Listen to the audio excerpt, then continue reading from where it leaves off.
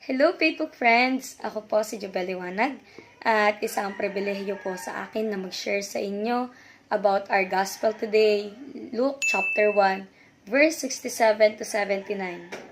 At dahil December 24 na po ngayon, ito na po ang huling araw ng ating paghanda para sa dakilang kapanganakan ng ating Panginoong Seso Kristo. Ay tanungin po natin ang ating mga sarili. Handa na ba ako? Handa na po ba tayong tanggapin siyang muli sa kanyang pagkakatawang tao, hindi lamang sa ating isipan, ngunit maging sa ating mga puso? Dahil katulad po ni Maria, ayon po sa ating ebanghelyo, ay nagpuri at nagpasalamat si Zacarias sa pamamagitan ng panalangin sa umaga. Dala ng kanyang karanasan sa presensya ng banal na Espiritu at maging ng kanyang karanasan sapagkat ang pagsilang ng kanyang anak na si Juan ay paalala sa ating na nalalapit na ang pagsilang kay Jesus na siyang marapat nating tularan, awitan, pasalamatan at purihin. Ngayon po ay meron po akong mga katanungan.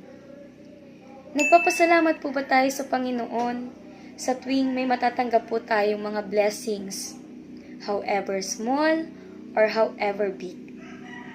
Nagpapasalamat po ba tayo sa Kanya sa tuwing nagigising po tayo sa umaga? Nagpapasalamat po ba tayo sa Kanya kapag sobrang saya ng ating mga puso? Tumatanaw po ba tayo ng utang na loob sa Diyos? Minamahal ba natin ng ating kapwa katulad ng pagmamahal natin sa ating mga sarili? At ang huli, sinusunod po ba natin ang kanyang mga utos? Sa mga paghahandang ito, nasaan na po ba tayo?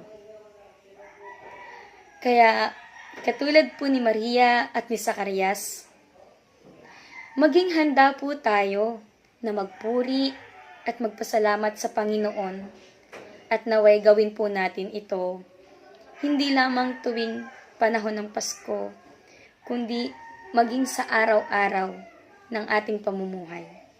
Ilamang po, for more videos, please subscribe on Facebook PH YouTube channel, download the Facebook app, or visit and register at www.facebook.ph.